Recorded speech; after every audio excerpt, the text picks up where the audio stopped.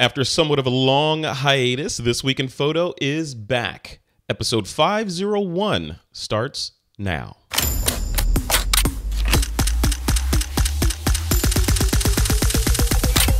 This is TWiP. Welcome back to TWiP, your source for photography news and conversation. Joining me today to discuss some of the week's biggest photo stories are Mr. Steve Brazill. Yo, what's up, Mr. Frederick? Joseph. Welcome home. Why, thank you. I don't think you're supposed to interrupt him like that, Brazill. You're supposed to like let him finish his bit and then cut him off. That was the sound of a veteran like radio voice from Los Angeles stepping on someone else. That was Steve Brazill, ladies. How bad, making sure that he gets his voice in. All right, Steve, let's start with you, man. Steve, welcome back and to the show. Welcome. Tell us about you a little bit, man. Not much to tell. I host a show on your network, the This Week in Photo Network, Behind the Shot. That's been running a year now. The latest episode just came out last Wednesday is with Scott Kelby, and I've got one coming up actually with a TWiP alum, Valerie Jardin, coming up next week. And that's about it. Just shooting it. I'm a concert photographer and podcaster. Yes, you are. And I want to give a special thanks to you, Steve Brazill. So while TWiP has been MIA, you have been 100% IA or in action with Behind the Shot and all your other stuff. You've been like you're like the guy that's the army is like kind of hanging out in the camp, and you are still forging ahead with your M16, taking care of business on the front line. So thank you so much for keeping Behind the Shot going. Official thank you in front of everybody for that. It is absolutely my pleasure to be a part of a great network. Thank you. Thank you. Thank you. Welcome. And also a friend of mine that I've known since my days at Apple, and I think he was at Apple as well, Mr. Photo Joseph. Joseph, I was going to say your real name. I have to get used to not saying your full name. Well, it's not like you can't say my full name, but there's no point to it. Nobody can pronounce the damn thing anyway. So, well, it's good to be back, my friend. It has been a very, very long time. Yes, it has. It has. Tell us about you a little bit. So you do a couple things, and your audio is a little bit low, by the way. But you do. I can bring the audio up. That is not a problem.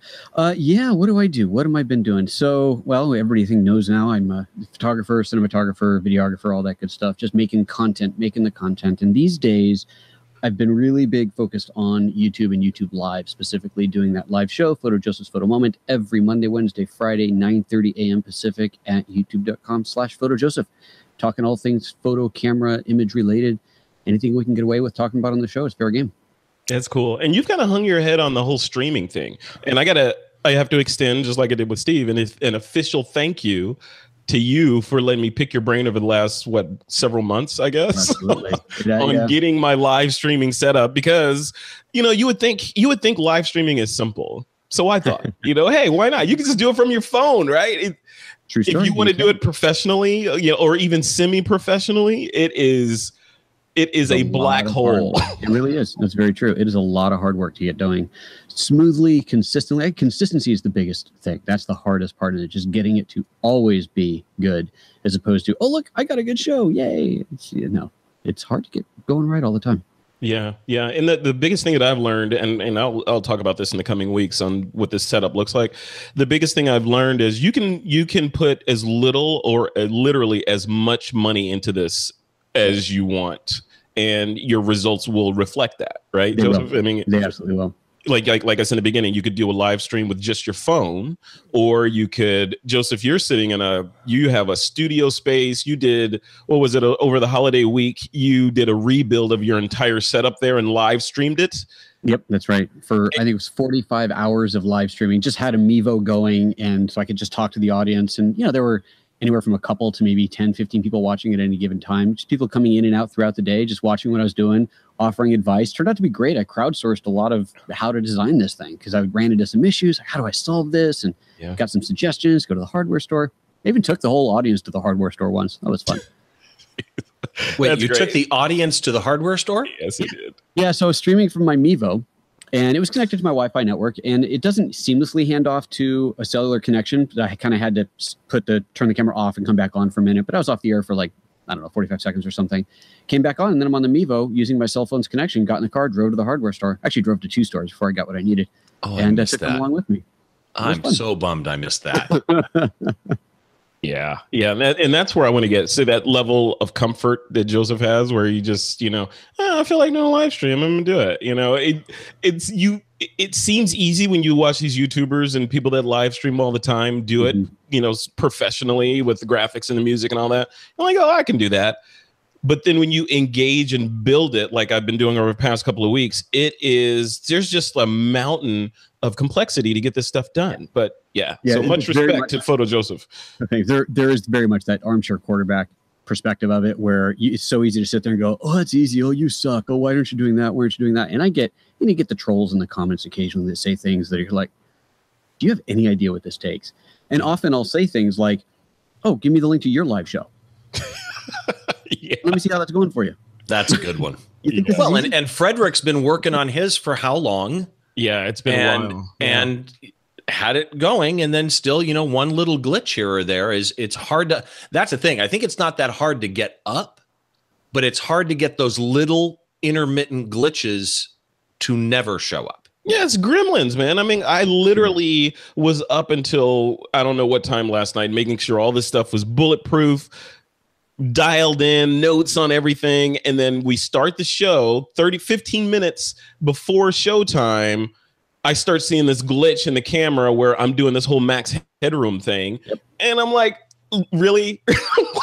Really? And just to make it more confusing, the glitch is gone now. Yeah. We don't know why. And we don't know why. We don't know why. We have no idea why. So now I'm going to spend the next, part of my life figuring out what went wrong. But that's the cool thing about this live streaming stuff, because you can, I feel like, Joseph, I feel like it's a learning experience, because each time I do a test or do a stream or do something, I learn a little nugget of something. Yep. Like, oh, you have to start this app before that app, or you have to do that. You have to, in order to make things work. And then it's just, yeah, it's called being on the front lines, I guess. So. Yep.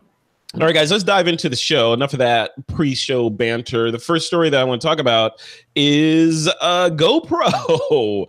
GoPro. So GoPro made an announcement, about a week ago or so, and they said that they are getting out of the drone business. You guys remember that Karma drone that they launched a little while ago? The last show that I was on was the recall of that drone. Yeah, they were falling from the skies, apparently. And oops. Yeah, velocity with a piece of, several pounds of electronic gear on your head or any place else is damaging, right? So, yeah. So anyway, so they're recalling it and they're exiting that. I want to talk about the drone piece. I think that's kind of obvious what's going on there, but I really want to talk about GoPro as a company, and do they need to retool? Do they need to sell to someone? Do they what, Joseph? What does GoPro need to do to survive? Oof. Though to survive, that's a huge question. I mean, getting rid of something that doesn't work is obviously business 101. Cut the dead weight. If it's not selling, if they haven't figured it out, if your competition is making something that's so much better and cheaper and more reliable, then maybe it's just time to move on. As far as what they need to do to survive, I don't know. Their core thing, the action camera, they built their entire everything off of that camera, and they're no longer the only ones doing it.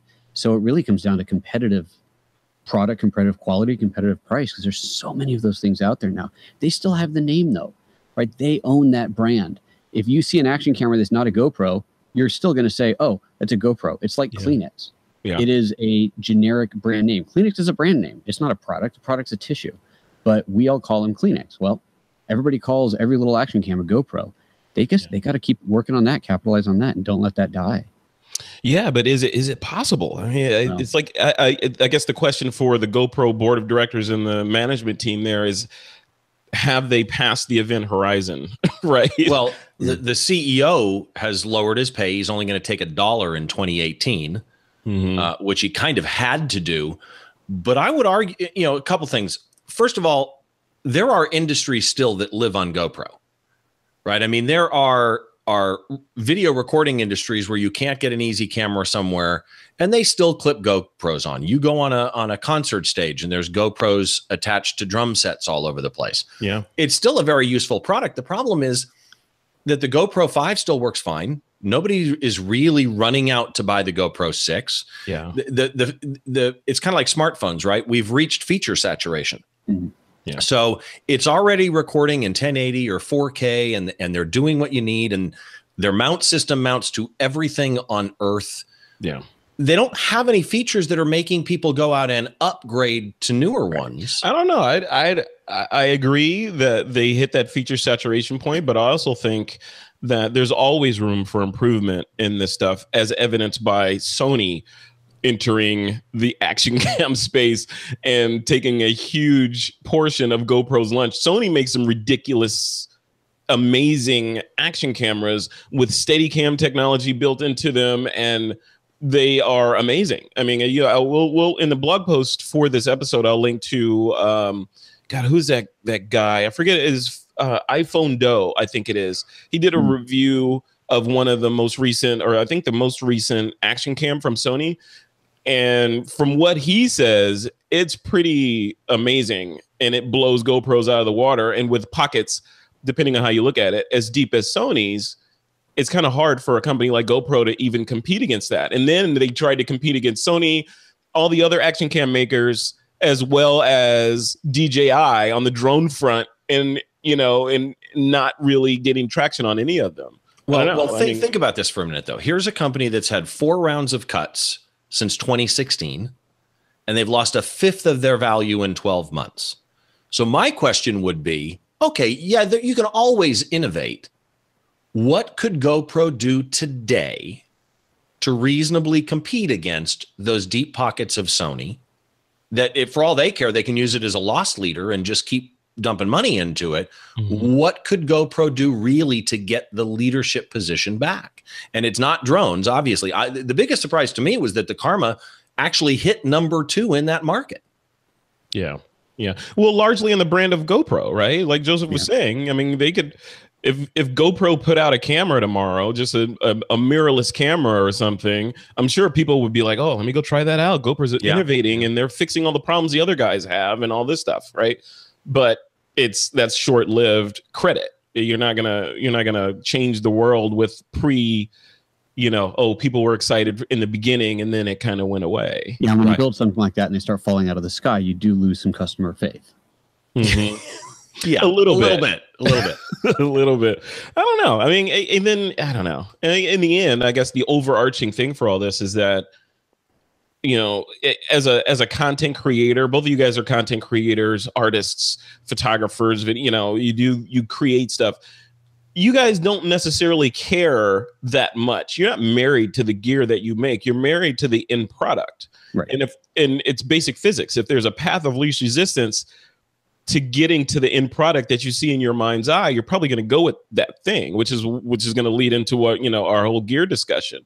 You choose the gear that you use, not because, this thing has all these whiz bang features, but the feature set that piece of gear has fits the art that you're trying to create in your mind's eye, right? See, the term you're looking for is it's a tool.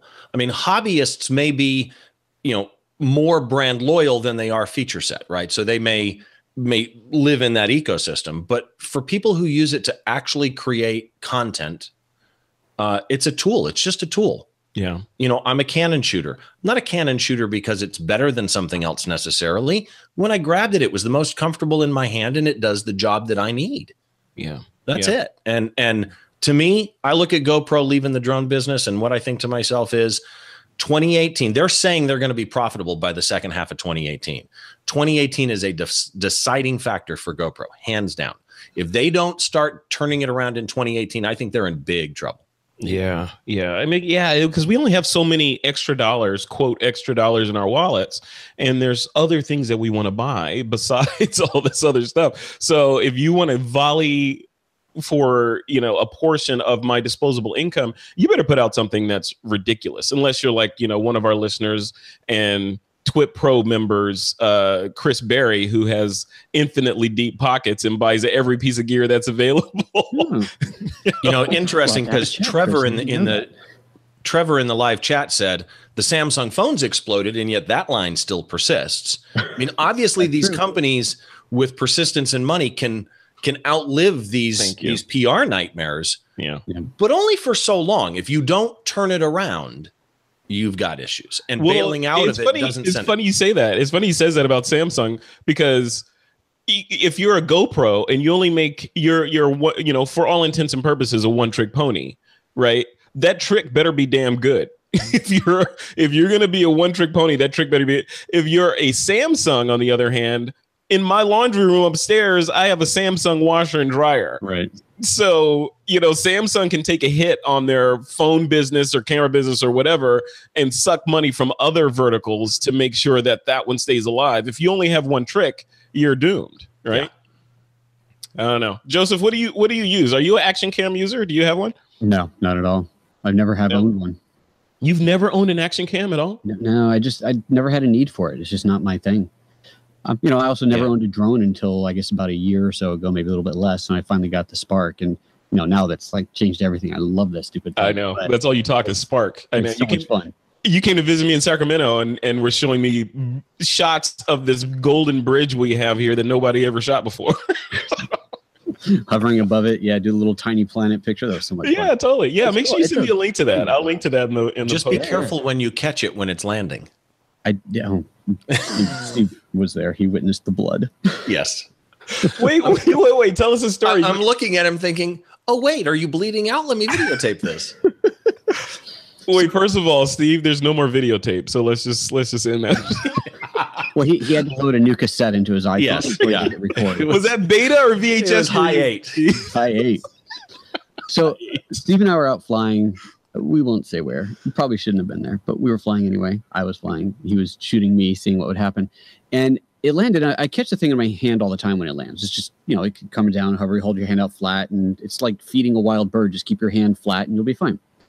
And I curled my fingers up a little bit too much. I don't know why, just not thinking whatever I did. And so one of the propeller blades hit my finger and it cut it pretty badly. I had good amount of blood. But I just grabbed the drone off the floor. It crashed hard after that, obviously. Survived, though. Crashed hard. I grabbed it, picked it up, and was like, oh, look at that, I'm bleeding. And so we went to try and find the bathroom or somewhere I could clean it up, and found one and get my paper towel, whatever, wrapped around my finger.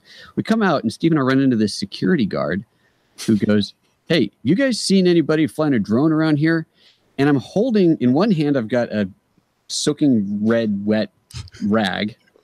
And the other hand, I've got my drone. Now, it's in a box. I put it back in this little box, but I am holding the drone in my other hand. And I look at him and I say, no. And he goes, and I mean, with a question, you've got to really accentuate it, because when the security guard looked at him and said, have you seen anybody flying a drone? We're looking for him. And it was this almost like childlike, no. And he just goes, oh, okay, thanks. Yeah. Probably not the world's brightest security guard. So we hightailed it out of there, ran into a couple other security guards, but they fortunately didn't stop us. We just kept going until we got the hell out of there.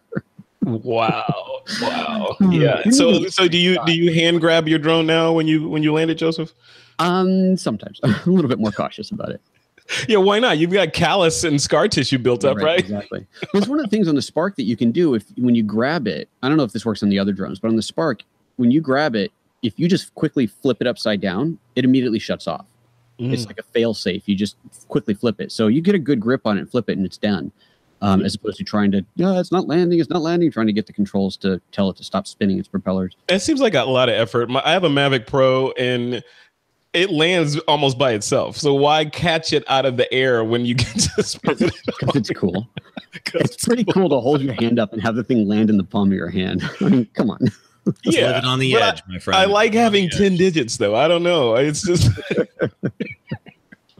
All right, cool. All right, guys, you have anything else to say about the action cam space or GoPro in particular before we move on? No, but Trevor in the chat room did bring up a good point, and that is, did GoPro really expect that their first gen was going to succeed in the market? Because every market takes time to develop. Yeah. And I don't think they necessarily did. I mean, I don't have numbers in front of me. I just think it did so bad that if they had long-term plans, they went, you got to know when to walk away. Yeah. Well, they kind of did a Ginger with that Karma drone. You guys remember Ginger? Remember that? That was the Segway before Segway launched. And Dean Kamen was saying, oh, this is going to change the way cities are constructed. Sure. And Ginger and all these, thought leaders, Steve Jobs, Jeff Bezos got their hands on an early one and were, pushing it and saying this is the best thing, it's a new invention. And then they launched it and it wasn't all that stuff, right? So GoPro, on the other hand, was saying similar things, not quite as crazy about the Karma when it launched. It's going to do all this crazy stuff. It's going to have a built-in Osmo type handle that you can just take with you and pop the camera off and put it over there. They had all this stuff that got us all excited and then it fell down. The problem, I think, was there was already a saturated competitive landscape that they were entering into. It wasn't a brand new, hey, they're inventing drones. There were already benchmarks for what was considered to be awesome, and they didn't reach that. So, and then not only did they not reach it, but their aircraft were falling from the sky. So yeah, not good. I hope they survive. I'm not betting against GoPro. But I tell you, if I have extra $1,000 laying around, I'm probably not going to invest it in a GoPro right now. It's about there's other companies that are doing crazy cool stuff that I'd probably put that money in. And that's part of the big problem of this, though.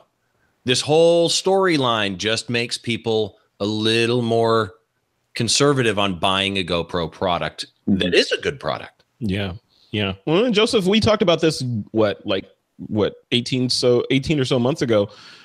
On one of those GoPro shows, it was the idea that, saturation, and the products were built and are built so well because they have to be, because they're action cameras and they have to withstand everything, that there was no big compelling reason to switch from one to a next one just because it had this new little whiz bang feature when the one that you have is operating just fine. Right. So who knows? All right, guys, let's move on to topic number 2, and that's technique. We have in the show notes here. And before we move on to that, I want to remind the folks, or actually let the folks know, that as of this show, we are launching the brand new TWiP Pro community.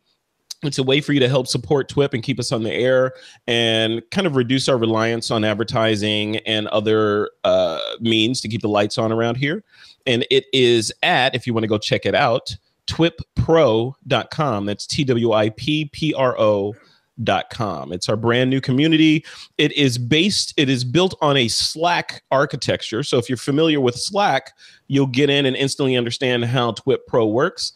And it's basically Slack with a payment layer on top of it. And we're charging, actually it's free for the first 2 weeks. So if you don't like it, you just jump out of there. And then after that, it's just $4.99 a month. So yeah, check it out. I'd love to hear what you guys think about it.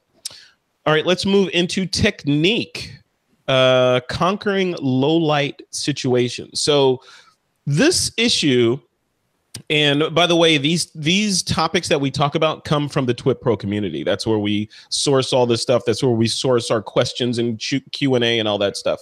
But low light is one of the biggest problems or challenges that new and experienced photographers face when creating images, right? It's all about battling shadows, and even camera manufacturers, one of the main temples that they hang their hats on is low light performance, or reducing the reliance on artificial light or strobe or, continuous lighting and all that.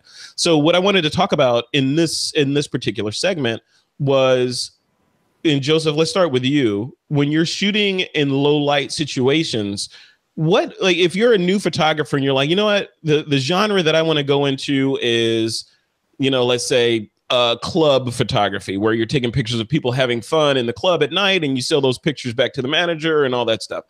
What should they be cognizant of? Is it the camera body, the sensor? Is it something else? What's your top line advice for those folks? Embrace the darkness. Look, you go. That's my line, dude. You go into a low light situation. Obviously, your subjects that are lit have to be lit. But I think that you talked about battling the shadows, and I think part of low light photography is not trying to make it look like daylight photography and letting those shadows go black, let them go really dark, and embrace that contrast that you have. That's a perfect thing for Steve to talk about as a concert photographer. He's got really, really dark spots and really, really bright spots. And if you tried to make everything light, the bright stuff would just completely get washed out. But by exposing for the highlights, you end up with some really deep, rich shadows that can make the images look fantastic. And Steve can talk all day about that, I'm sure. As far as advice, Yeah, sure. The better the high ISO performance you get in a camera, the better luck you're going to have getting some images that you want to work with in this low light situations. But fast glass, that's always an important one. Make sure you have something with a big aperture. Whether you're adding on, even like one of my favorite fastest lens for my Lumix gear is an all manual lens, f0.95. It's got great low light gathering capability. It's all manual, but that's perfectly fine with me. But explain all that, Joseph. So you're speaking in Photo Joseph terms that are way up here. So fast glass. What does fast glass mean? So when you look at your aperture on your lens, it says f4, f5.6, f2.8, whatever it is. The smaller that number, the bigger the aperture. The aperture being the hole that allows light to pass through the lens and hit the sensor. The bigger that hole, the smaller the number. And the reason that's a inverse is because it's actually a fraction. F4 is focal length over the 4 numbers and stand on its own. So the smaller the number, the bigger the hole. The bigger the hole, the more light can come in, and that means you need either lower ISO or you can have a faster shutter speed to make a proper exposure. So that's what they mean by fast glass. So you want that lens that has a really big aperture. It gives you not only nice shallow depth of field, gives you that nice bokeh that most of us are seeking for most types of photography, but it also gives us the ability to shoot in lower light. Yeah, love it. Perfect. Steve Brazill, you are a concert photographer. I pretend. No, don't be self-deprecating. You are a world-class concert photographer. You've shot probably every band that we know of. By the way, speaking of that, slight non sequitur, I'm a lot bit bummed today because Joseph, as you know, I was telling you we were chatting earlier, the lead singer from the Cranberries passed away yesterday. Yes, Dolores O'Riordan, right, is her last name. And I used to love that band. I like parts of my life have a soundtrack to the Cranberries for some reason. So young, she was, I think, 46 or something. It's sad. Yeah, that's sad. So anyway, the Cranberries and Four Non Blondes were on my soundtrack. Oh, I love Four Non Blondes. Yeah. Zombie. Oh, Zombie was Cranberries. What was Four Non Blondes? My favorite song from them. What's up? What's up? It was What's Up. Yep. Yeah. Anyway, so Steve Brazill, good segue. You are a concert photographer. You've shot, you shook hands and got selfies with bands that people would not believe and singers that people would not believe. And the pictures, and we'll link to a lot of the pictures in the show notes for this. The pictures that you shoot are in these ridiculously challenging situations, right? What's the secret? I can honestly say I have shot, and almost any concert photographer for worth their weight has, in the worst light on earth, probably. Yeah. And really, Joseph kind of nailed it. You want fast glass, right? You want 2.8 or faster. You want to embrace the dynamic range. One of the things about low light in almost all situations, if it gets really dark, then the differences in the lights and the darks tend to be more pronounced. Right? If you have one light in a dark room, suddenly you have clipping whites and clipping blacks, less gradients in between. Embrace it.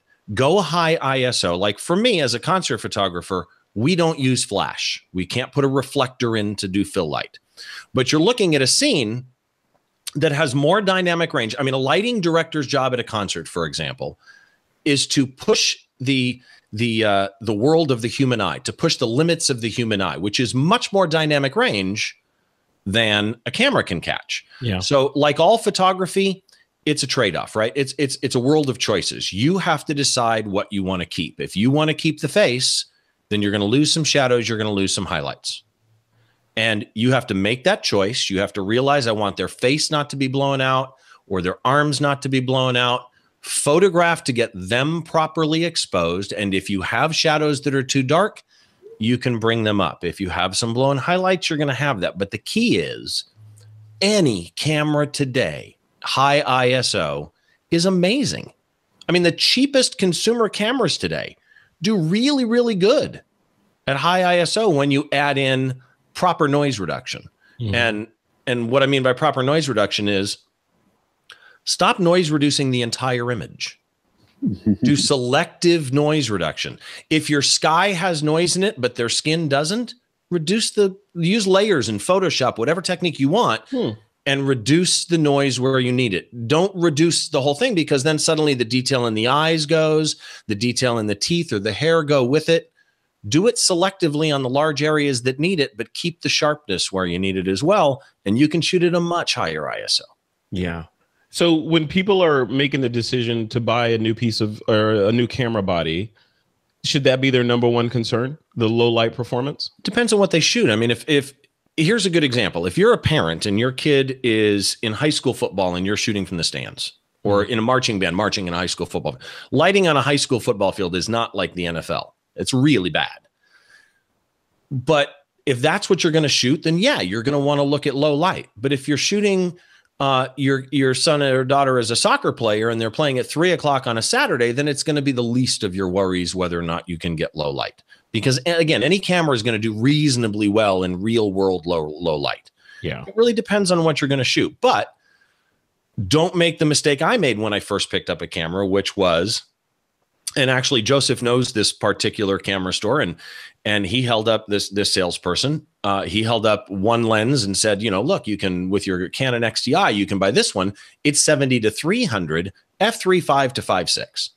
Or you can buy this nice white one that's 70 to 200, 2.8, and cost twice as much. Right. And in my head, I went, and I'm not even kidding. In my head, it was, well, that goes to 300 and that goes to 200. That's better. And my camera's black and that lens is black. Why would I buy a white lens? Yeah. And it was the worst mistake I ever made to buy a variable aperture lens, because as a beginner, I didn't understand that just zooming my lens changed my exposure. Interesting. So understand that the money you spend on gear comes back and helps you as you learn, not just after you learn. So you're saying if low light, or if capturing low light scenes isn't part of the genre of photography that you want to tackle, you can save a lot of money, basically. Yes, a lot of money. Yeah, because the faster the lens, the more expensive the lens, basically. Quite a bit. True, but it's not just the speed and low light gathering capability. Those faster lenses are generally better lenses, better glass, better sharpness, better contrast, better color correction, or color saturation, color reproduction. That's what I was looking for. Better image resolution. There's just so many things about a good piece of glass that make it so much better than a cheap one. It's not. And he brought up something people don't think about. The newer lenses resolve more lines. Yep. So now that we have these really super high resolution image sensors, and if you're using older glass, it may not have been designed to those really high resolution standards. Yeah. So buying good glass lasts you forever. So yeah, when people ask us the question, and we've all got the question, I bet the people in the chat room have gotten this question, what camera should I buy? Right? We always get this question. Is that the wrong question? Should they be asking which lens should I buy? Because your lenses, and I tell people your lenses, like I have lenses here that I've had for decade, or more than one decade. And those lenses travel with me, and I don't want to give them away. I don't want to loan them to people. It's like but camera bodies, it's like a new camera body comes out almost every other month, and those are fleeting. So to both of you guys, should people be putting all their money into, like you said, Joseph, fast glass instead of the next whiz bang low light body that comes out? That's definitely where you want to put more of your emphasis. You can't just disregard the body. You do still need a good camera body, but perfect example. So on the Lumix side, we got the GH5, and then the G9 just came out, which is more geared towards the still photographer. I've gotten a few emails from people saying, well, I bought the GH5. I'm really more stills photographer. Should I sell it and buy a G9? Like, okay, well, this is going to cost you money, right? You're going to sell the G5. You get the G9 is cheaper, so maybe it won't cost you all that much money, but you're going to lose some money in the deal doing this. Is it really necessary for what you're doing? There are a few specific features the G9 does that the other camera doesn't. And yes, if you need those features, you need those features. There's no discussion about it. But if those aren't features you really need, you've already got a supremely good stills camera. Have you really maxed it out? Are you doing everything you could possibly do? Have you hit the wall with that camera and you're going, okay, there's things that I want to do that I cannot do with this camera because of limitations, technical limitations in the camera? If the answer is no, then keep shooting with that camera. If you've got money to burn, go buy another lens. Or stick the money in a little camera savings account and wait until something comes out that you really, really need. Or you do hit that wall and you're going, that's it. I cannot achieve what I want to achieve with this camera body, but this other model does. It's $2,000, but it'll do it. Yeah. I don't know. I tend to think that people approach buying camera gear in the reverse. Whereas they're like, hey, I see I want to shoot concerts and I see Steve shooting concerts. Let me find out what Steve's shooting with. I'm going to buy that exact same kit and then I'll be Steve Brazill. Or Joseph is doing this amazing live stream. If I buy everything that Joseph has, I'll be able to do a live stream just like Joseph.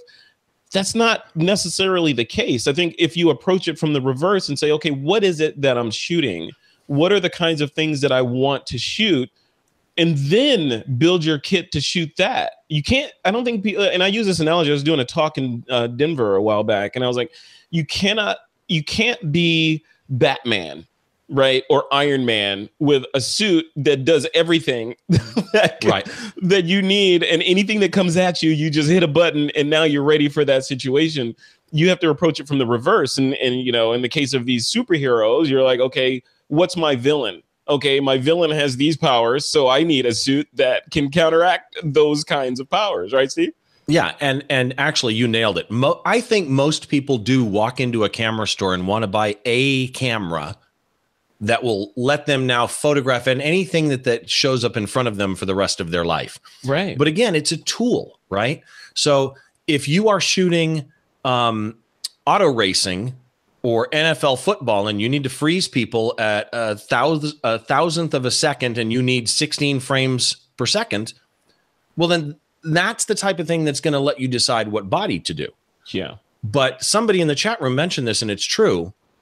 Buy as much camera as you can get, and then you'll end up spending a ton of money on lenses. Yeah, you will, in my experience, keep lenses for years and years and years, and you'll change bodies 2 or 3 times or more with those lenses. Glass matters. The glass, hands down, the glass are your speakers, and the camera is your receiver, right? It may get what you need, but it's got to pass through something for you to see it. And if your glass is bad, you're going to notice that down the road. So glass really matters. But really just pick what needs for you and understand it may not be enough. You may, for shooting, you want to be a wedding photographer and you go out and start shooting high-end Nikons. But then you decide, you know what, I really want to shoot on a TV set and I need a mirrorless because they're quiet. Yeah. Depending on what you're doing, those are the deciding factors. It's really not whether or not, Frederick loves his Panasonic. It's, does Panasonic do what I need to get done? Right. And the answer usually will be yes, but still. Yeah.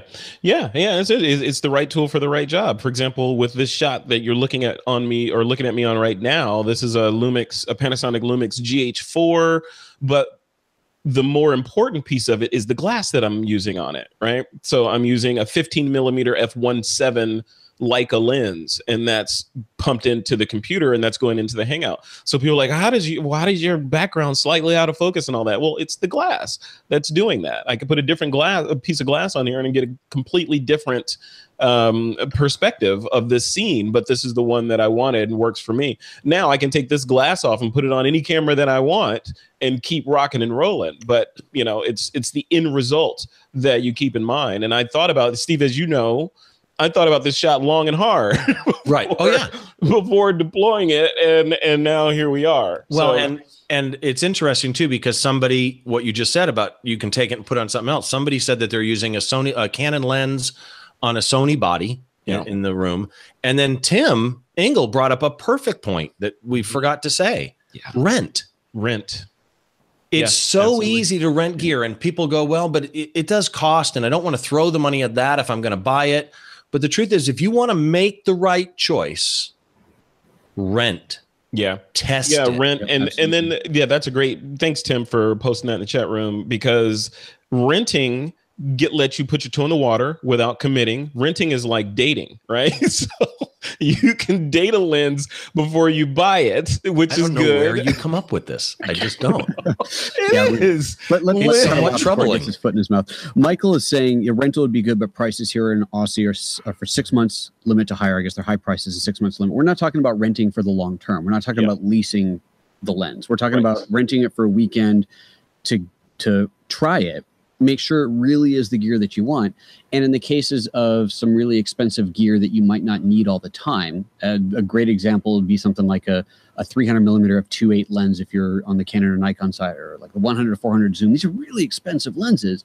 That you really need it all the time? No, you probably need it a couple times a year. So rent it when you need it. And then that way, you know, you're not putting the investment into owning the whole thing. Right. You'll save a ton of money. And if a new version of that lens comes out and you need that lens again next year, you're going to get the new version, which you would never do if you had bought the thing. Yeah. And the other piece of it is if you're shooting for money, you can pass that rental fee along to your client as a line item, right? And then get to try out the lens and not even, you know, take the expense of owning the lens or paying for the lens. You just say, hey, you know, in order for me to get this shot of this, you know, this amazing car that you want me to shoot, I'm going to need this gear. And in there is this particular lens, and you go rent it from Lens Rentals or borrowlenses.com, and boom, you're off into the races. Right. So, yeah. Yep. Yeah, it's good stuff. Rental. You know, we went a little bit out of order, and I apologize to the folks in the chat room. Michael, John Barber, I know you are waiting on us to talk about the gear segment. We're definitely going to get to that. I think that's going to be one of the most substantive parts of this conversation. I also wanted to get both of your opinions on the CES. So we kind of skipped over CES and the new stuff that came out at CES. The Consumer Electronics Show in Las Vegas, Nevada was just about a week or so ago. And that's where a ton of stuff, some fictional and some real, come out and hit the world and sometimes change the world. That's where these big announcements come. We look at it from the standpoint of photography and what's new for photographers. And there was a lot of new stuff that came out. Joseph, I want to start with you. I know you had a chance to kind of look through some of the offerings that came out. What stuck out? I mean, we don't have to be exhaustive about it, but what stuck out for you as a winner from this year's show? You know, I got to be honest. Actually, I've watched a bunch of videos, roundup videos, and I haven't seen anything that really got me that excited. Yeah. I just haven't. And I know I haven't watched everything. Obviously, I was not there. I have not watched every video out there. I got a bunch of them bookmarked. I watch them during lunch to see if there's anything that catches my attention. But I've yet to see something that really made me go, oh, that's super cool. I can't wait to get my hands on that. Yeah. I got to get it. And I kind of feel the same way. The biggest thing that I saw that got me excited, and I don't know, I mean, a lot of this stuff is based on your perspective and what your mindset is at the time. So my mindset was this live streaming stuff that I'm getting set up. So I'm kind of looking for live streaming things to make my live streaming life easier. And one of the things that I saw, it wasn't particularly targeted at live streamers, but it was from DJI and their new Osmo gear. The new mobile? Yeah, they introduced an Osmo Mobile, but also an Osmo, a larger version of it that you can put your mirrorless or DSLR on. Right. Which, you know, I was thinking, of course I got to have that. But then I thought about it. I have an Osmo back there on the shelf. I'm like, I've used that thing exactly 5 times. Right? Yeah. So I want to get it. But then I know people like Tim Ingle, who's in the chat room, who uses his all the time. So I'm like, well, maybe if I got one that I could use with my mirrorless gear, I would use it more. And especially now that I'm live streaming, creating content more, maybe I need it. I don't know. So that's the one thing that got me excited. I don't know. Steve, what about you? Did you see anything exciting? It's funny. I'm kind of like Joseph in that I kept watching. Every year there's something that when they announce it or it comes across a news feed, I'm like, oh, really? And I will be driven to go look it up. And nothing grabbed me like that. But when I manually on my own go, okay, let's go look at top 10 lists for CES, there are a couple things that I found interesting. First of all, the new DJI Osmo Mobile is interesting to me purely because of the battery life, right? The battery life is much better than the current one. I own the current one and I do like it. But you can't get away without talking about the new LG roll-up television. What? 65-inch rollable OLED TV. So when you want to watch it, it unrolls and then it rolls back up. Well, like a projector screen kind of thing? Exactly. But we've always wanted those kind of big flat screens, but you always had to mount a projector on the ceiling or put it on a table. And here it's an OLED TV. So to me, imagine a high-end bedroom or conference room where it's built into the ceiling and the door opens and it rolls down or rolls up and shows and then disappears. I think that is kind of a neat idea to have a rollable television. The other thing was why charge. And Y-Charge was a system. They've got a bunch of different products there, but one of them was a ceiling light that charges electronics that are in the room. So it's distance Qi charging basically. So it wasn't using photons? Like what? I'm not an engineer. Yes. And nothing's come to market yet. That's one of those things that seems like vaporware for now. We've seen it demoed before, a year or even more ago. They showed, here it is charging an iPhone from across the room. Right. Great. Don't stand in between the beams and, microwave. But you're talking a year later, and if this one does, you're just asking what could be interesting. If this does actually turn into a physical, tangible product, count me in. That could be awesome. As long as it doesn't give me cancer as I'm standing between it and my phone. Yeah. Free vasectomies while you wait. Yeah, exactly. Just stand over there, sir. Stand on the little green box. It'll be good. Yeah, I don't know. Yeah, it's those kind of technologies are interesting, but then you look at them and you're like, yeah, as you get older, it becomes less about being an early adopter and more about the end result. And does this thing that I'm going to spend money and, more importantly, time on actually make my life easier? Like what is that going to take out of the mix? Like the Qi chargers make my life easier. I don't have to find it with my phone. I have to find the little lightning nipple and put my phone on there. And, when my eyes half closed, I just throw my phone over there and it charges. So it makes my life easier. In the car, I can just set it down and it's charging. Something like that is like, I don't want to be that early of an adopter. Well, but there was some stuff that's fairly well ingrained in the system now that was announced at CES, and that is everything had to do with personal assistance. Right. Mm-hmm. So there was a lot of new products for HomeKit. Don't say the word. Don't say the word. There was a lot of new products for Echo products. Thank you. The A word. For the G word assistant. So a lot of new home assistant products and home automation products and Internet of Things products came out. Yeah. And I really think none of them jumped, but that's okay if we're building bricks to make that part of our lives more stable and more available. Oh, good. I agree. And I didn't even think about that. And one thing I want to touch on, Joseph, one of the things that you turned me on to with this whole live streaming journey was a product from Epiphan, right? So that Epiphan Webcaster X2. So this is a box. If you folks are interested at all in live streaming to Facebook or YouTube, one of the problems that I hit early on was, I have this beautiful 5K Retina iMac that I love, but still it would throttle the processor whenever I tried to send a live stream using like Wirecast software or whatever up to Facebook or YouTube. Joseph turned me on to this Epiphan Webcaster X2 product, which basically does all that for you. So you take an output from your computer, plug it into that thing, and it streams. So you plug an Ethernet cable into it. It's basically a computer, and it's a dumb droid, and all its job is to do is to take your stream and pump it up to either Facebook or YouTube, and it works flawlessly. It just works. As you hit a button and you're online, it streams, which is what I'm gonna be using for a lot of the TWiP content going forward. So, but the point is, I didn't even know about that thing, and I did some research. Turns out it was announced at a prior CES, like CES last year or something. They released it, so I missed it. So it's things like that make me feel like, okay, what did I miss this time around at CES? Right. There's just so much stuff. You can't figure it all out without going down a personal tangent rat hole to find the thing that you're looking for, and then you find this gold of device that solves a problem. Or just ask Joseph. Or just ask Joseph or Alex Lindsay or, someone. Yeah, don't ask Alex Lindsay. No, if you ask Alex Lindsay, you have zeros in your pocket. Yeah, stop by the bank on the way for a payday loan on the way to your conversation with Alex. He will spend your money. So cool. All right, guys, let's move on into gear. So in this section, I want to talk about what gear you guys are shooting with.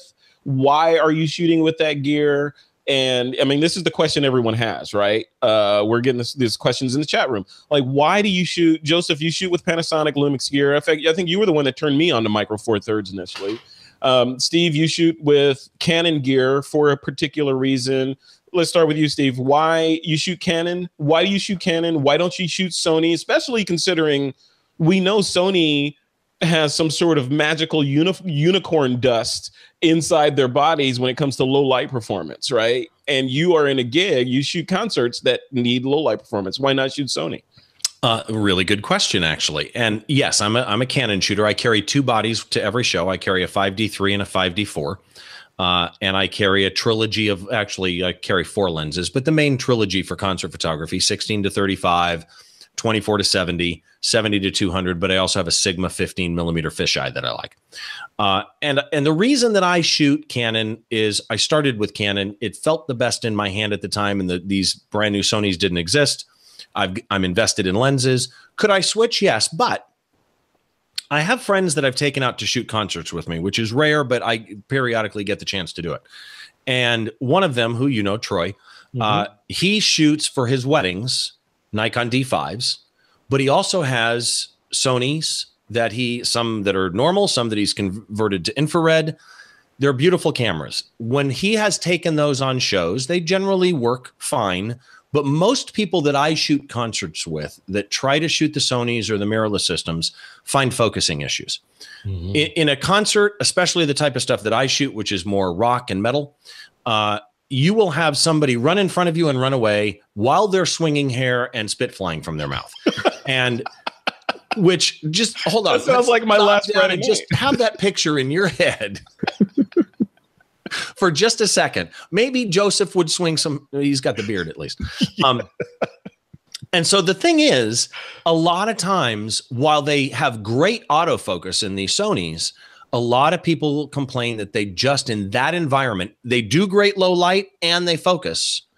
But when combined in super low light, they don't focus fast enough for them. Yeah. For me, that's part of it.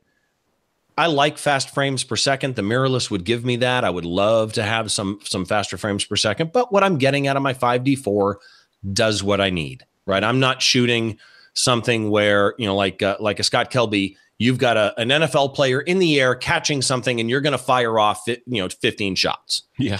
I do 3-shot bursts and that's about it.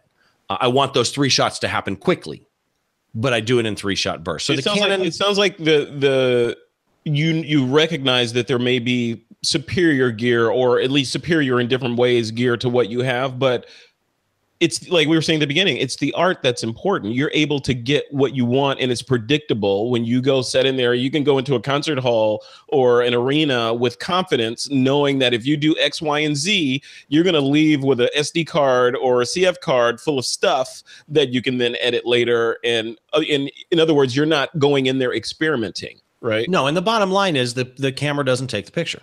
Right. I know how to use my forget. Yeah, the most important part of the picture is what's behind the camera, not the camera itself. And you put an iPhone or Samsung phone or whatever into your hands, Steve Brazill, and you put the best possible hardware for shooting concerts in the hands of know what they're doing, or is not a great photographer, and we know who's going to come up with better pictures. Yeah, it's the camera. That's really it. The camera doesn't take the picture. And Joseph said something earlier when he was talking. And he said, before you replace your gear, have you really reached the limits of your gear? And that's a great experience. I shot an original Canon 7D for years, and I butted up against the fact that I needed better low light performance. I needed faster focusing, et cetera, et cetera. Yep. When you have that limitation, though, and again, Joseph also mentioned manual focus lenses. I know people who shoot concerts with manual focus lenses. That limitation sometimes will push you to do amazing things because you're the one making the shot. Yeah. Yeah. But would I love to try a Sony in a photo pit sometime? Yeah. And I'm sure Troy would lend me one if I beg him properly and buy him a nice scotch. Yeah, there you go. There you go. Well, cool. I mean, that's interesting. And then what you said you had a trio of lenses. What were they again? It's kind of the standard for most. Most photographers have a 24 to 70 and a 70 to 200. And then the third one is usually a 16 to 35. I have the 16 to 35 2.8 Mark III. And then I also use my Sigma 15 fisheye, which is not the sharpest. It's not the art series. It's not the sharpest tack in the shed, but boy, when it nails it, it's a really nice look. It's just, I don't know. It seems like, and I don't know, maybe because I'm spoiled by having, the mirrorless technology and able to see my exposure and have focus peaking in there if I want to shoot manual for something like that, I mean, I started shooting manual cameras. My first camera was a Nikon F3, right? So I know manual. I don't even think that camera had autofocus. It was no auto. It was just f-stops and shutter speeds and ISOs. That was it. But now with these supercomputers we have that have lenses on them, there's all these things that you can do, you know, including the focus peaking and being able to see your exposure before you click the shutter. That Linus security blanket is what I'd want when I go into situations where, you know, that are unknown, that I can see. I can know that at least it's in focus because I see the green halo around his head. So, and I know the exposure is right when I press the button. Now it's on me to get the composition right. I don't know. Maybe it's lazy, or maybe it's technology. I don't know. No, it's another tool. Yeah, it is another tool. Joseph, what about you, man? You're shooting Lumix, Panasonic. Like I said, you're one of the driving forces that pushed me into the mirrorless world. I think you pushed me into it was the Olympus, I think, initially. That's where I started, yeah, with mirrorless as Olympus, right? Let me. I want to ask though, before he had you switch, were you a DSLR shooter, Frederick? Absolutely. I still have all my Nikon gear. So you were a Nikon shooter. Yeah, I have a crap load of Nikon lenses and F3 and F4 bodies. So if you're interested, just let me know. So Joseph, why mirrorless? Why do you shoot what you shoot with? I mean, right now you're recording yourself in a Micro Four Thirds Black Magic body, right? Right, that's correct. So the path to mirrorless, it's a long story. We'll do the short version. I had an Olympus OMD something or other, I forget now, on loan to me. A buddy had loaned it to me to play with, and I really enjoyed shooting with it. I didn't think that I would.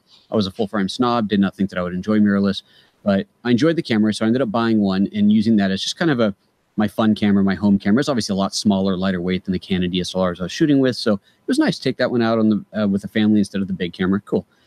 And I was using it more and more. Got to a point where I decided to take it on a client project. Nothing big. It was like a house party or something like that.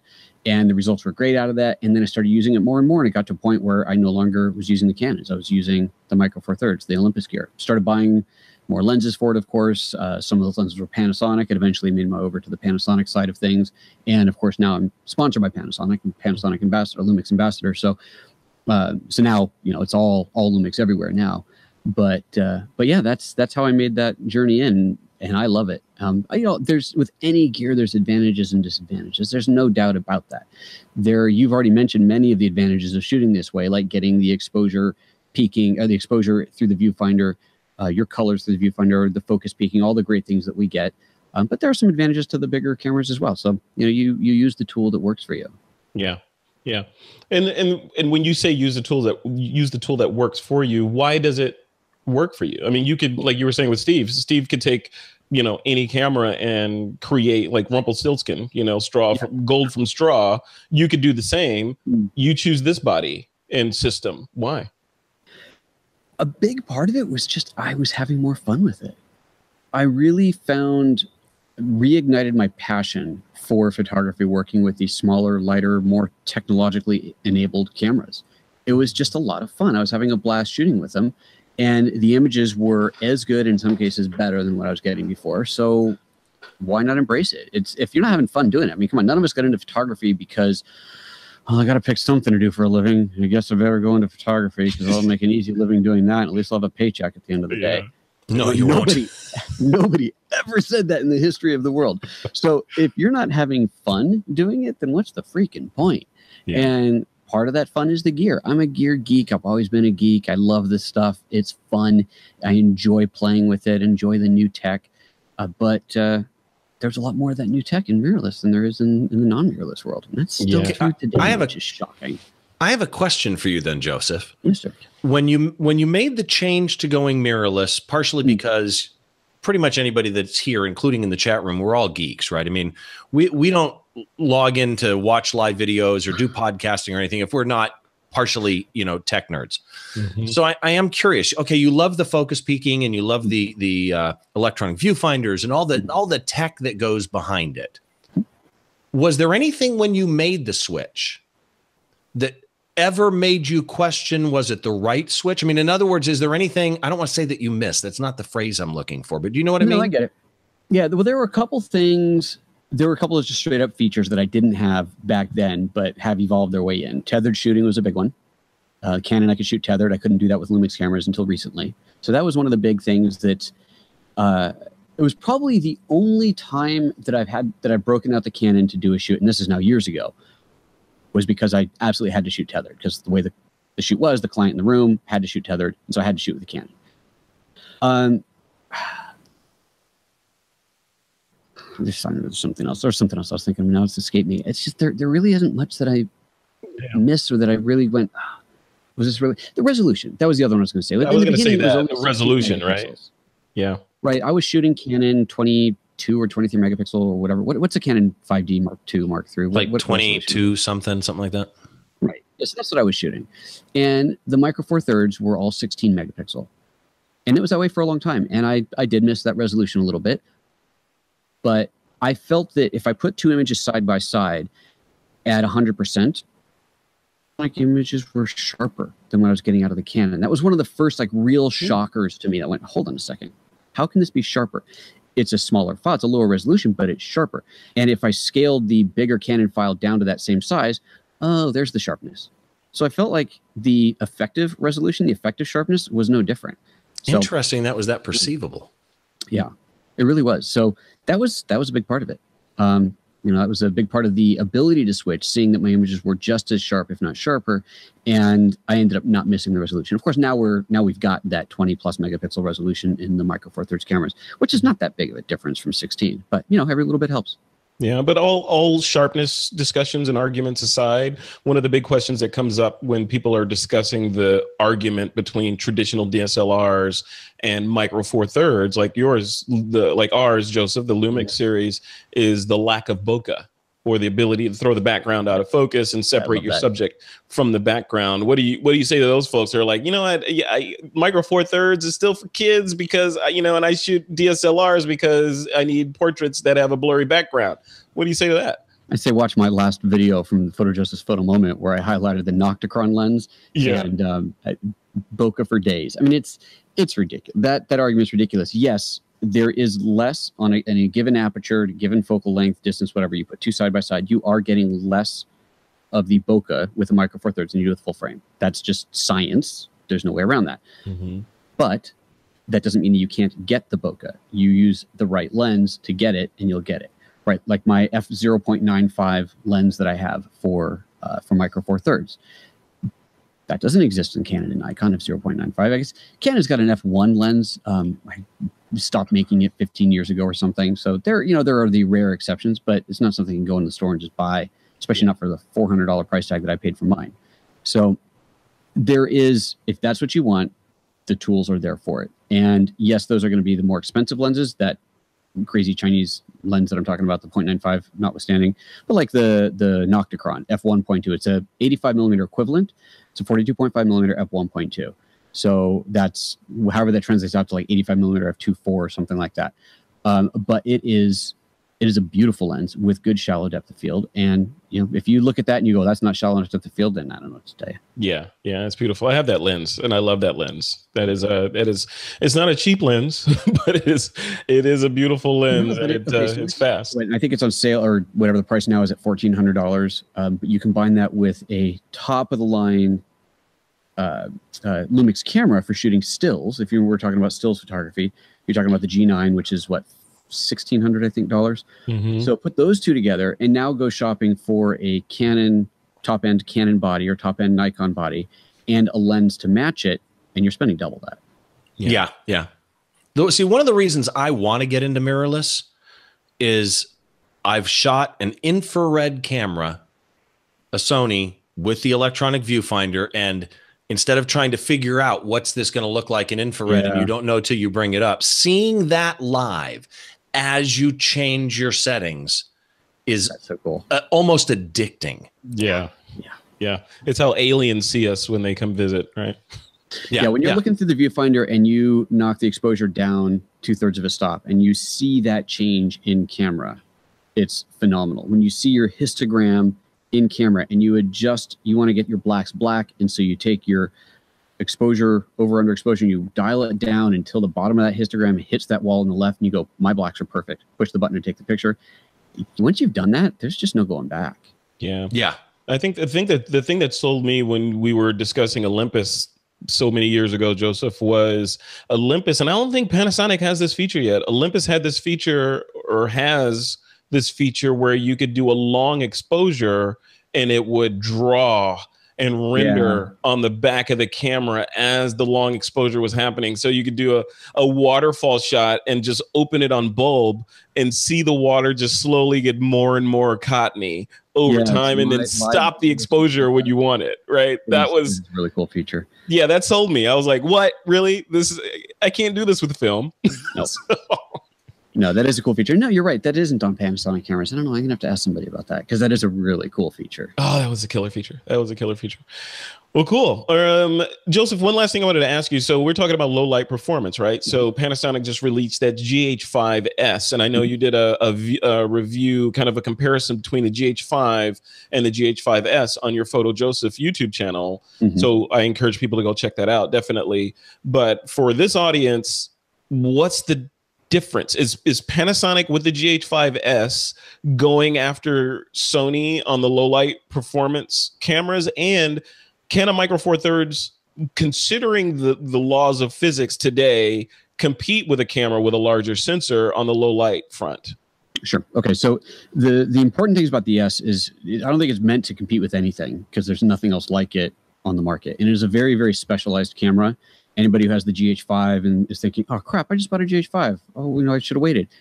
No, this is a totally different camera. This is a companion camera to the GH5. It's unlikely that anyone would own only a GH5S.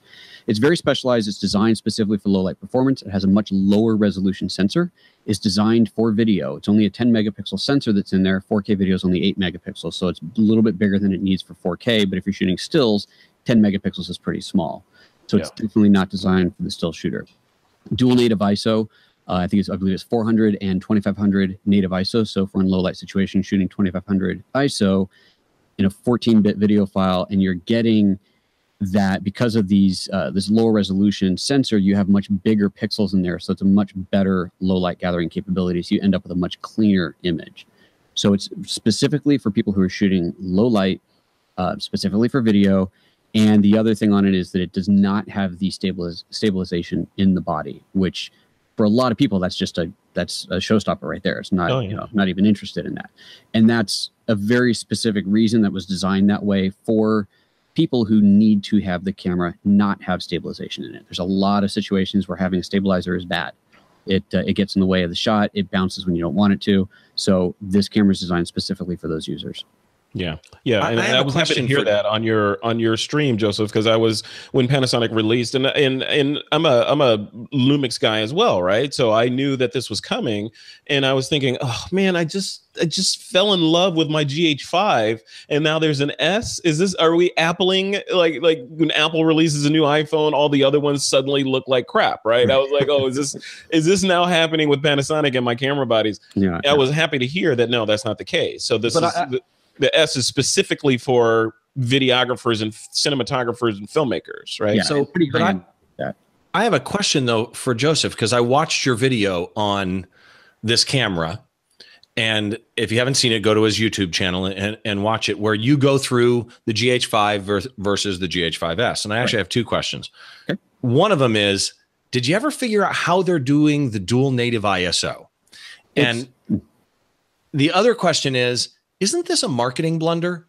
Because if people that own the GH5, which is really in no comparison to the GH5S, if all of those people are going, oh, darn, I wish I'd waited to buy the GH5, not understanding it's unrelated, shouldn't they have called it, the GH-B5 or V5 for video, or something totally different so it didn't confuse people like Frederick?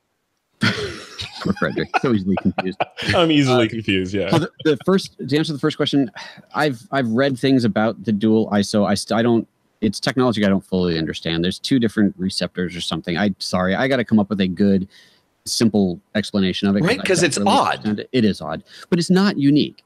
This is not the first time this has been in a camera at all. It's actually in some of the other Panasonic cameras. It's in, primarily this shows up in high-end video work. So this is not unique or particularly new. It's just the first time it's shown up in a Lumix camera and a DSLM style camera for sure.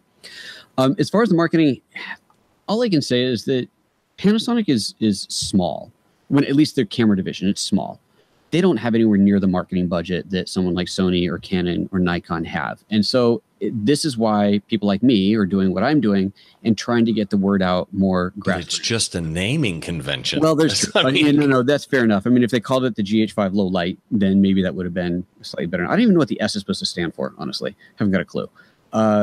But yeah, fine, fair enough. Hey, you know, I argued that one about Final Cut Pro 10 when that came out. If you just called it Final Cut 10 and left the stupid Pro off of the name, you would have pissed off so many fewer people. Yeah. But you know, no one asked me these things. No, you're right. Calling it low light version, you know, GH5 low light, GH5 LL, that would have been cool. But yeah, people will figure it out. Yeah. Yeah, no, I agree with you, Steve. Yeah, it could have been like the GH5V. Right. And that would have been more obvious. The S moniker, I think we're all trained that S means better with iPhones. Right. Yeah. Yeah. I got to ask somebody there what the S is supposed to mean. Because that's normal nomenclature now. The S is the next incremental upgrade to the previous. So you immediately think it's an incremental upgrade. And I'll be honest, when I looked at the specs myself, I'm thinking, what are they doing here? And it wasn't until I watched Joseph's video that it all came really clear that it's a video camera. Yeah. There's some great comments here in the chat room. Trevor's saying, once you realize the GH5 doesn't have IBIS, you know immediately it's not meant to replace the GH5. Yeah, true. And that's important because there's a lot of people who I see ranting about it doesn't have IBIS, this is BS. And you're like, no, it's not for you. This is not for you. Right. It was not made for you. It's made for somebody else. Yeah. Chris Berry's saying for videographers shooting with the EVA, which is a bigger video camera, this is awesome for B&C cams. Much less expensive, much lighter, more portable. It is. It's fantastic. It's a video camera. It really is. Mm-hmm. Yeah. Yeah. Yeah. It's I don't know. I was just happy to watch your video and find out that I did not make a bad decision in putting my love into the GH5. So can we talk about the A7R3? Let's talk about the A7R3 from Sony. I have that up on my screen here. So I just have one comment on it. 15 stops of dynamic range. That's like Sony literally has some magicians working over there. I don't understand. Like it's like crazy. Like what is there a camera that does more than that? I don't think so. I don't know. Maybe getting into medium format, but I even though I could be wrong, I'm not sure. Yeah. Wow. So Steve, with that's a good question. So A7R3, it just seems like that'd be a no-brainer for you. Right? If somebody put one in my hands, would I take it to a show and shoot it and see what happened? Oh, yeah. But you could do that. We just talked about rentals, right? You could just go rent one. That's true. Maybe I should do that. I probably should. Now, I know, like I say, I know people who shoot mirrorless and they love it. But more commonly, I hear complaints about it in that particular type of environment. But if the autofocus is as improved as they say it's supposed to be, 42 megapixels, 15 stops of dynamic range, I'm sorry, but Canon CEO came out this week and said he realizes that they're not innovating fast enough. And in 2018, it took him time to figure that out. You know what? You kind of want to look at him and go, "Yeah, thank you very much. You're right." And the other thing you want to say to him is, "Where have you been?" Yeah, it's like in other news, this wheel thing for vehicles may catch on one day. How many A7 series did they release between a 5D3 and a 5D4? Right. Yeah, that's unfortunate. That is unfortunate. All right, guys, we're running a little bit long. I knew we would. We're about 15 minutes over time. I want to wrap this up and jump into our questions segment. And just for the folks that are watching and in the chat room, thank you there's so many people in here. I was not expecting this many people to show up for the live stream and in the chat. I am humbled and encouraged. So thank you guys for coming in. As FYI, we will be culling our questions from the TWiP Pro community as well as the TWiP Facebook group, both of which I will link to in the comments or in the description for this video. But the first question for the return of This Week in Photo, episode 501, comes from Christopher Berry, who is a member in the TWiP Pro community. And he says, as someone that is still wanting to create a successful business with photography, what are the main elements to focus on when you want to create a sustainable photography business? That's the first part. And the second part of his question is, when choosing a camera system, what are the most important things to consider? Steve Brazill, let's start with you on creating a successful photography and sustainable photography business. What are some tips that you want to throw towards Christopher Berry? Don't shoot concerts. Sorry, food for food, right? Yeah. I mean, I'm probably the last guy to ask in that sense, but really it's a business. It's like any other business, right? You have to figure out what your costs are, how much you need to make. You need to figure out how to charge appropriately. And one of the biggest things I see, and I don't know why, but one of the biggest things I see in the photography community is, and maybe it's the entire business community, is people just afraid to charge what they're worth. Mm. You know, I'm in this community and I don't think people will pay it. In every business I've ever worked in or owned, there's been times where I've gone, you know, I haven't raised my rates in years. I really need to raise my rates. I'm afraid that I'm going to be in trouble if I do. And I raise my rates. And you know what happens? I just develop a different clientele. And you have to decide what you want to make and charge appropriately. That's a big part of it, is stop working for free and try and charge what you can get. Other than that, it's going to be, again, like any business. You have to understand your marketing. You have to understand who your clientele is, and you have to understand customer service, right? You can't, if you're a sole proprietorship and you don't have an office and you're working from your cell phone and you happen to go golfing one day and you're on the tee box and the phone rings, you know what? Maybe you need to answer the phone when you're standing on the golf tee so that you have a response time that people expect. Any client that calls me, I call them back, guaranteed within 4 hours, no matter what. Yeah. Yeah. And Joseph, I want to get your thoughts on this as well, but people ask me this question because I put on my marketing hat and try to answer this as best I can. And the response I generally give people is, if you can, it's a lot of this is about positioning, right? So in trying to avoid the rat hole of the race to the bottom when you position, right? So you could, and you zoom out, I'm Mr. Analogy, right? So if you zoom out and you say, okay, who do I want to be most like? Do you want to be a Walmart, or do you want to be Target? Or do you want to be, like, if you're selling jewelry, do you want to be the jewelry counter in Walmart? Do you want to be the jewelry counter in Target? Do you want to be the mom and pop jewelry counter down the street from you? Or do you want to be Tiffany's? You know, like, which one of those best fits you? And it's okay to be any one of those, but each one comes with its own overhead. Like, if you want to be Tiffany's, you're going to brand build, you're going to position, you're going to price higher. You're going to be that, you know, you don't care if you turn off 90% or 95% of your potential customers, because that 5% is going to pay more than all those other ones combined, right? On the other side of it, with a Walmart strategy, you want a crowd of people, all of them paying for your $12 diamonds, right? Coming in the end, you're probably going to net around the same, but one of those people is going to work harder than the other, right?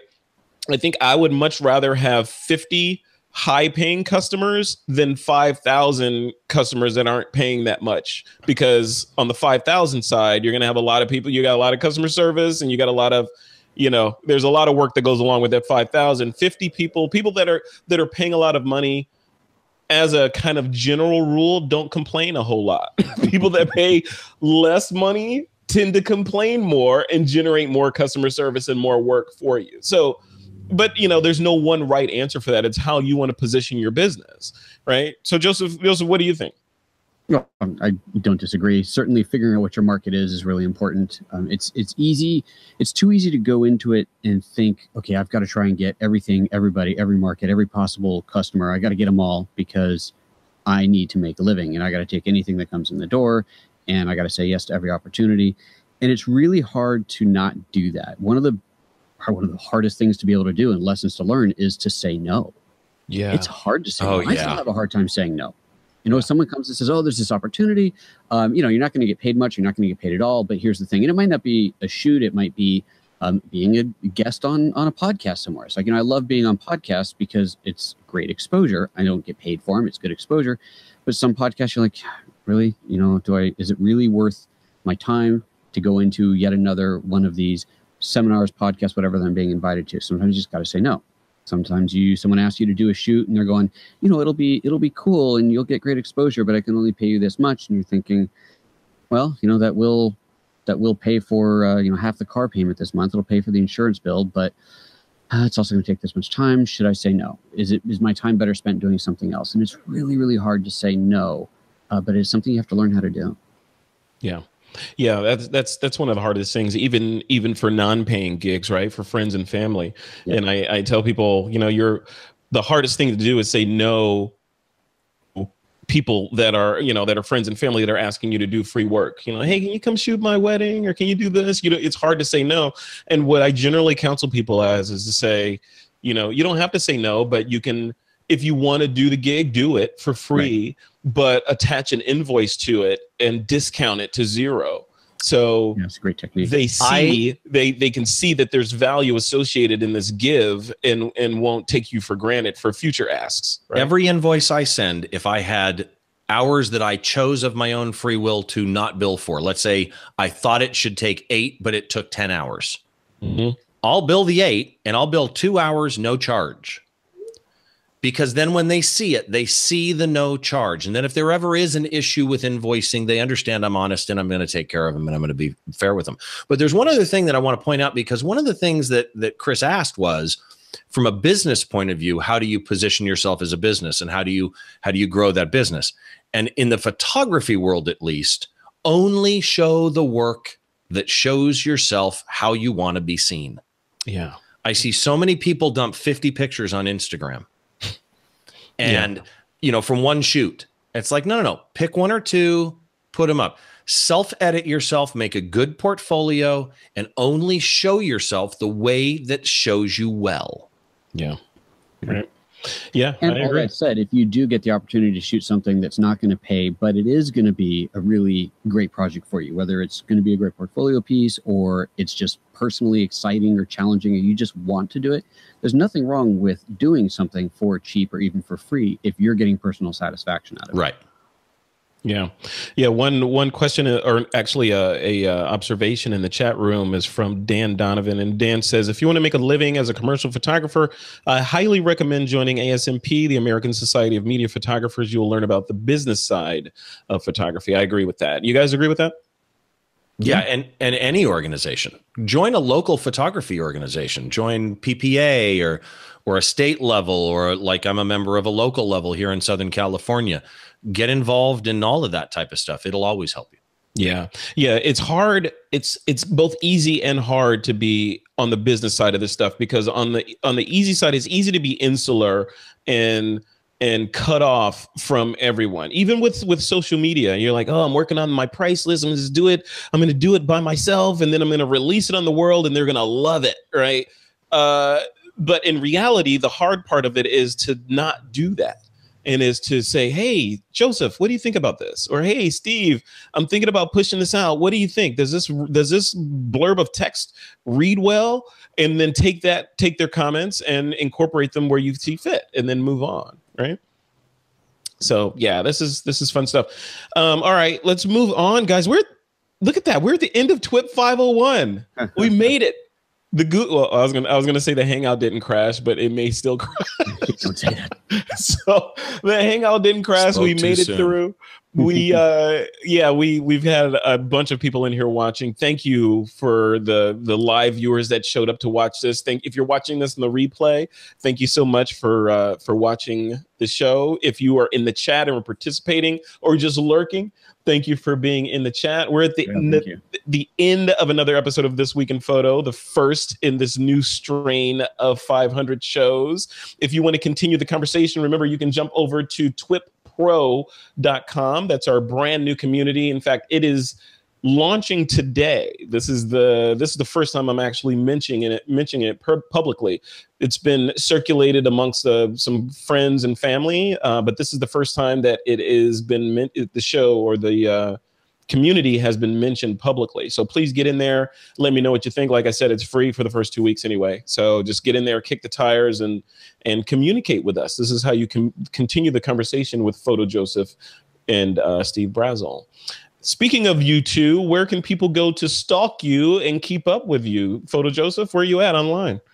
Well, you just said it. Photo Joseph. That's everything you need to know. Head to YouTube. It's youtube.com/Photo Joseph. Instagram. Just put that into Google and get Twitter. Photo Joseph. Put that into the Google. That's right. It'll take you there.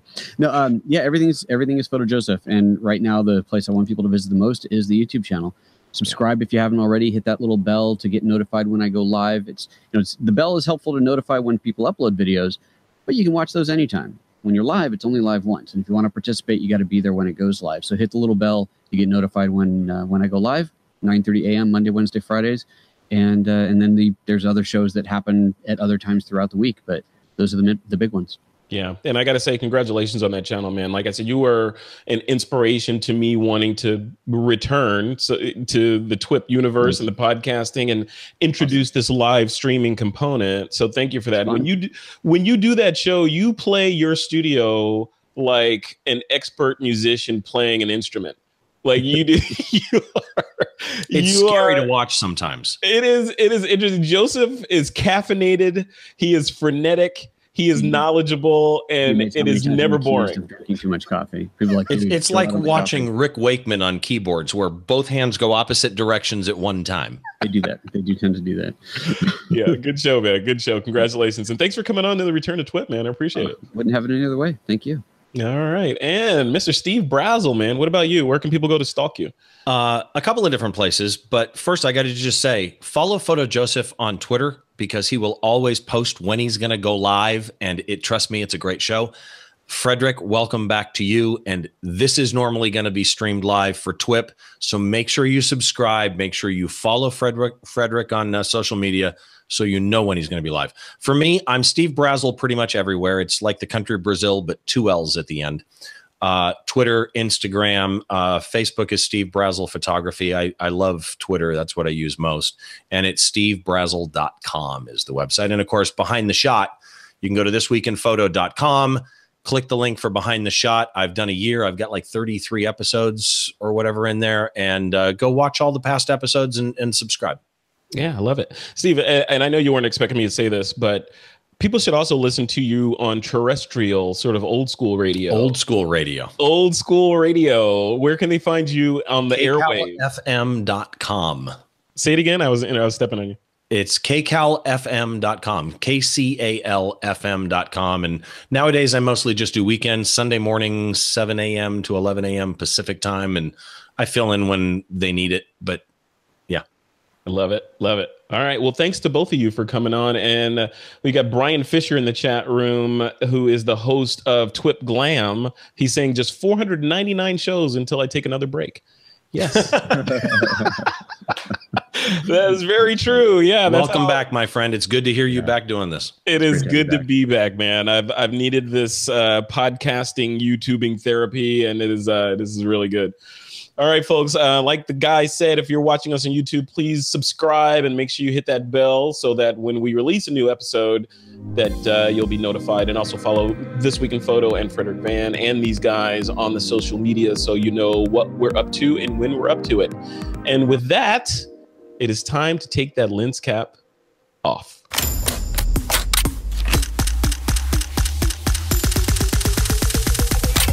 This is TWiP.